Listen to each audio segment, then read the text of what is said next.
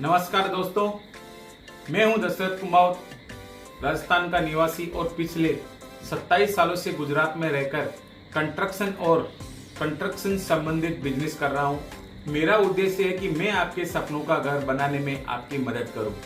क्या आपका भी सपना है कि आपका एक खूबसूरत घर हो? जैसे हर व्यक्ति का सपना होता है कि उसका घर सुंदर और स्थिर हो, लेकिन क्या आपके पास घर निर्माण के लिए समय है? आजकल की व्यस्त जीवन शैली में लोग इतने व्यस्त हो गए हैं कि उनके पास घर निर्माण के लिए समय ही नहीं है। कई बार लोग अपने घर का काम किसी और को सौंप देते हैं, लेकिन ऐसा करने से घर का काम सही तरीके से नहीं हो पाता। घर की जिम्मेदारी खुद ही उठानी पड़ेगी और इसमें मैं हूं आपके साथ बिना किसी शुल्क के। मैं आपकी हर संभव मदद करूंगा। आप मुझसे कुछ भी पूछ सकते हैं और मैं आपको बताऊंगा, ताकि आप और हर व्यक्ति इससे लाभ प्राप्त कर सके। साथ ही मैं आपको संभावित नुकसानों से भी बचाने की कोशिश करूंगा। आज की वीडियो में मैं आपको बताने जा रहा हूं कि घर नवीकरण, रिनोवेशन या नए घर के निर्माण के दौरान किन बातों का ध्यान रखना चाहिए। पिछले वीडियो में मैंने बताया था कि जब आप घर या अपार्टमेंट खरीदते हैं तो उसे अपने हिसाब से तैयार करें। सबसे पहले एक अच्छे और नजदीकी इंटीरियर डिजाइनर को हायर करें, उन्हें अपने विचार साझा करें और उनके सुझाए गए आइडियाज और प्लान्स के अनुसार काम करें। साथ ही अपना बजट भी तय करें। इसके बाद घर में काम करने वाली सभी एजेंसियों को फाइनल करें, जैसे कि सिविल और फ्लोरिंग को ठेकेदार, wireman, plumber, carpenter, AC mechanic और पेंटर और भी एजेंसियां हो सकती है। अगर आपके पास पहले से एजेंसियां हैं तो अच्छा है, वरना आपके इंटीरियर डिजाइनर के पास एक ग्रुप होगा जो मिलकर काम करता है, तो वो आपका भी काम मिलकर करेगा, जिससे आपको भी आसानी होगी। वायरमैन और प्लम्बर की हमेशा कोशिश करें कि वे स्थानीय एजेंसियां हो, लोकल एजेंसी हो। लोकल एजेंसियां होगी तो अगर भविष्य में कोई समस्या आती है तो वे आसानी से और समय पर आपकी मदद कर सकेंगे, तुरंत आपके कॉल करते आ जाएंगे। इलेक्ट्रिकल और प्लम्बिंग कार्य सबसे महत्वपूर्ण होते हैं, इसलिए इसमें कोई भी कमी नहीं छोड़नी चाहिए। प्लान के अनुसार पहले सिविल वर्क शुरू करवाएं। किचन, बाथरूम, स्टोर आदि की जगह बदलने की जरूरत हो तो दीवारें तोड़ें और उसका मलबा साफ करवाएं और बहुत दूर डालें, ताकि किसी को कोई तकलीफ ना हो। इसके बाद प्लम्बर और इलेक्ट्रिशियन को फ्लोरिंग ठेकेदार से आपके ड्राइंग प्लान के हिसाब से मार्किंग करवाएं, ताकि आपके लाइट, स्विच के पॉइंट और प्लम्बर के पॉइंट टाइल्स की दीवार के सेंटर में आए। हो सके तो अपने एजेंसी और इंटीरियर डिजाइनर का एक व्हाट्सएप ग्रुप बनाएं, ताकि सभी जुड़े रहें और काम की प्रगति पर नजर रख सके। कभी भी कम लागत वाली एजेंसी को हायर ना करें, बल्कि अनुभवी एजेंसियों को ढूंढे। सस्ते मटेरियल्स का भी अनुभवी ठेकेदार सही तरीके से काम कर सकता है। हम आपको हर जानकारी देंगे कि किन किन बातों का ध्यान रखना है, जैसे कि tiles, granite framing, kitchen wall tiles, bathroom tiles, plumbing materials, घर के wires, cement, tiles adhesive, furniture, POP, paint इत्यादि का उपयोग कैसे और किस तरीके से करना है। अगर आपका इंटीरियर डिजाइनर नहीं रखना चाहते और खुद अपने हिसाब से घर बनाना चाहते हैं, तो भी मैं आपको इतनी अच्छी जानकारी दूंगा कि आपका हर काम आसानी से और बेहतरीन तरीके से होगा। हम आपकी हर एजेंसी को भी गाइड कर सकते हैं कि क्या क्या ध्यान रखना जरूरी होता है। आप हमें बताएं कि आपको क्या जानकारी चाहिए। अगर आपको कभी भी कोई जानकारी चाहिए तो कमेंट करें, व्हाट्सएप पे मैसेज करें या कॉल करें, और हमारे चैनल को लाइक, सब्सक्राइब और शेयर जरूर करें, ताकि घर निर्माण से जुड़ी हर छोटी बड़ी जानकारी आपको और सभी को मिल सके। तो हमेशा सिविल के पूरा होने के बाद पहले बिजली का काम पूरा करवाएं, पीओपी फॉर सीलिंग स्टार्ट करवाएं और उसकी फ्रेमिंग हो जाए तो पीओपी फिनिश करवा सकते हैं। जो वायर आपका लाइट में यानी इलेक्ट्रिशियन की जिम्मेदारी ले, वही प्रोडक्ट परचेस करें, ताकि कुछ भी तकलीफ आए तो जिम्मेदारी उनकी रहे। सस्ते के चक्कर में ना पड़े। एक बात का और ध्यान रखें, पीओपी फॉर सीलिंग का काम करने से पहले बहुत लोग सीलिंग में कुछ नहीं करवाते, अंदर दिखने वाला नहीं है ऐसा सोच लेते हैं, लेकिन आपको ऐसा नहीं करना चाहिए। पीओपी सीट फिट करने से पहले प्राइमर पेंट के 2 कोट मरवा देने चाहिए, ताकि जो कचरा लगा हो या जाले लगे हैं वो साफ हो जाए, और भविष्य में जब भी पीओपी में लाइट चेंज करने का वक्त आए, लाइट खराब हो जाए, उस वक्त ऊपर कचरा ना गिरे और जाले ना लगे। और पीओपी की लाइन लेवल चेक करवाएं, बाथरूम में, किचन में मार्किंग के हिसाब से चेक करवाएं, और हो सके तो वायर पहले ही पाइप में डाल दें ताकि बाद में तकलीफ ना हो। वॉल ड्रॉप में, स्टोरेज में और किचन के नीचे लाइट जरूर डलवाएं ताकि आपको आसानी रहे। प्लम्बर से पूरा काम आपकी टाइल्स के हिसाब से मार्किंग किया हुआ है, उस पर प्लम्बिंग के पाइप खिंचवाएं।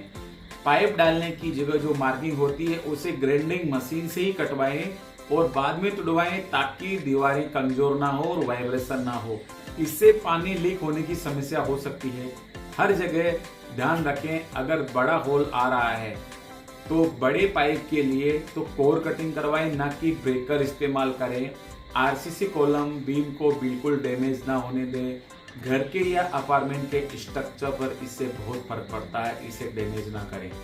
मान लो आपने सोचा है कि मैं एक जगह करूंगा तो क्या फर्क पड़ेगा, पूरी अपार्टमेंट में भाई साहब क्या पता सभी आप ही की तरह सोचते रहेंगे, इसलिए ऐसा ना करें।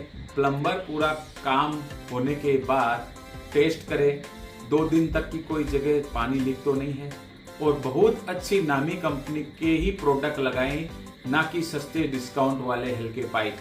और अपने एयर कंडीशनर की जगह अंदर में एक फिक्स जगह करें, जहाँ की विंडो या डोर या वॉल के सेंटर में अपने इंटीरियर के डिजाइन के हिसाब से जगह फिक्स करें। उसका आउटसाइड फैन की जगह पहले ही फिक्स करें, फिर ऐसी जगह डिसाइड करें ताकि भविष्य में रिपेयरिंग के समय मैकेनिक आसानी से वहां जा सके। और एयर कंडीशनर के पानी जाने का पाइप उसकी आउटलेट भी डलवा लें, एसी की पाइप भी फिक्स करवा लें। ध्यान रखें, प्लम्बर की और इलेक्ट्रिशियन की लाइन कभी वॉल या फ्लोर में आपस में ना टकराएं, बल्कि कोई लाइन लीक होगी तो समझ नहीं आएगा कि पानी कहां से आ रहा है। पानी बोर्ड में से आ रहा है, लाइट के बोर्ड में से आ रहा है, लाइट के पाइप में से आ रहा है, या कहां से आ रहा है। इसलिए सिविल, पीओपी, प्लम्बर, इलेक्ट्रिशियन का काम पूरा होने के बाद पूरे के पूरे पाइप के ऊपर प्लास्टर करके अच्छे से फिनिश करवाएं। वॉल से प्लास्टर अंदर ही होना चाहिए, ताकि पेंट का काम करते वक्त वॉल पर ऊपर नीचे नजर ना आए। और हो सके तो प्लम्बिंग और इलेक्ट्रिशियन के पाइप फ्लोर में बिल्कुल ना डालें, क्योंकि फ्लोर का काम करते समय पाइपिंग डैमेज हो सकती है। इन सब का काम पूरा होने के बाद आप अपने ग्रेनाइट डोर फ्रेमिंग स्टार्ट करवाएं। उसके बाद बाथरूम टाइल्स और उसके बाद किचन प्लेटफॉर्म कंप्लीट करके उसके बाद पहले कलर का काम जैसे वॉल पुट्टी, उसकी वॉल फिनिश करवा लें, ताकि फ्लोर का काम करने के बाद घर में कचरा बिल्कुल ना हो, नहीं तो फ्लोरिंग में स्क्रैच पड़ सकते हैं। फ्लोरिंग टाइल्स लगाने के बाद फर्नीचर वर्क स्टार्ट करवाएं और उसके पहले फ्लोर गार्ड जरूर लगवाएं ताकि स्क्रैच ना हो। और उसके बाद इलेक्ट्रिक स्विच और सीलिंग लाइट, बाथरूम फिटिंग्स और एक्सेसरीज, उसके बाद में कलर का काम पूरा करवाएं। और उसके बाद पूरे फ्लोरिंग को और बाथरूम, किचन सभी जगह एकदम अच्छे से सफाई करके एपॉक्सी और जॉइंट भरवाएं। और फिर आप अपना पुराना सोफा, टीवी, फ्रिज या फिर नया सामान घर में रख सकते हैं और पर्दे लगवा सकते हैं। अब आपका घर एकदम तैयार हो गया। उसके बाद सभी एजेंसियों के बिल क्लियर करें, टोटल एजेंसियों और मटेरियल के बिल। अब एक छोटी सी ओपनिंग रखें, पूजा रखें और आपके घर में जितनी भी एजेंसियों ने काम किया है उन्हें जरूर बुलाएं और उनका बहुत बहुत आभार व्यक्त करें, क्योंकि उन्होंने आपको एक बहुत ही अच्छा सपनों का घर तैयार करके दिया है। और एजेंसियों को भी क्लाइंट का धन्यवाद और शुक्रगुजार होना चाहिए, क्योंकि आपको उन्होंने सेवा का मौका दिया और आपको रोजगार का अवसर मिला। धन्यवाद दोस्तों, इतनी सारी जानकारी के लिए, रुकने के लिए। अब हम अगले वीडियो में बताएंगे डिटेल में हर एक काम की फिनिशिंग कैसे आए, क्या उपयोग करें, किचन, बाथरूम, फ्लोरिंग, फ्रेमिंग और फर्नीचर। घर हमारा जीवन भर का सपना होता है, उसे सजाने, संवारने और एक खूबसूरत घर में तब्दील करने का काम तो हमारा होता है। लेकिन ये काम आसान नहीं है, इसलिए सही प्लानिंग और भरोसेमंद एजेंसी की जरूरत होती है। घर की सजावट के दौरान हर छोटी बड़ी बात का ध्यान रखना चाहिए, चाहे वो इलेक्ट्रिकल वायरिंग हो या पेंट का काम, सब कुछ परफेक्ट होना चाहिए। फर्नीचर का चयन करते समय भी यह ध्यान रखें कि वो घर की थीम से मेल खाता हो और आपकी जरूरतों के अनुसार हो। घर का हर कोना, हर दीवार आपके जीवन की खुशी और संतोष को प्रतिबिंब करना चाहिए। घर में सजावट के बाद सभी इलेक्ट्रिकल और पानी की फिटिंग्स की टेस्टिंग करें और सुनिश्चित करें कि कहीं कोई कमी न हो। घर का रंग रोगन भी ऐसा हो जो सालों साल नया बना रहे। इसके लिए अच्छे क्वालिटी का पेंट और सही तकनीक से पेंट करना बहुत जरूरी है। फर्नीचर का काम पूरा होने के बाद घर को अच्छी तरीके से साफ करवाएं। सफाई में कोई कोताही न करें, क्योंकि जब पूरा काम हो जाता है तब घर में बहुत सा धूल और कचरा रह जाता है जो घर की सुंदरता को बिगाड़ सकता है। सफाई के बाद अगर आपके फर्नीचर में कोई कमी दिखे तो उसे भी ठीक करवाएं। आपके घर में जब सब कुछ तैयार हो जाए तब उसे देखने के लिए कुछ समय निकालें और ध्यान से देखें कि कहीं कुछ छूट तो नहीं गया है। अगर कोई छोटी मोटी कमी नजर आए तो तुरंत उसे ठीक करवाएं, ताकि बाद में किसी तरह की परेशानी ना हो। जब आपका घर पूरी तरीके से तैयार हो गया है तो आप उसमें शांति और सुकून से रह सकते हैं। यह वह समय होता है जब आप अपने सपनों के घर का आनंद उठा सकते हैं। लेकिन यह ध्यान रखें कि घर का रखरखाव भी उतना ही जरूरी है जितना कि उसे बनाना। समय समय पर सफाई, रंगाई, पुताई और मरम्मत का काम करवाते रहें, ताकि आपका घर हमेशा नया और खूबसूरत बना रहे। तो दोस्तों, ये थी कुछ महत्वपूर्ण बातें जो आपको घर की रिनोवेशन या कंस्ट्रक्शन के दौरान ध्यान में रखनी चाहिए। अगर आपको हमारी यह जानकारी उपयोगी लगी हो तो कृपया इस वीडियो को लाइक करें, शेयर करें और हमारे चैनल को सब्सक्राइब करें, ताकि आपसे कोई भी नई जानकारी छूट ना जाए। आपका बहुत बहुत धन्यवाद। नमस्कार।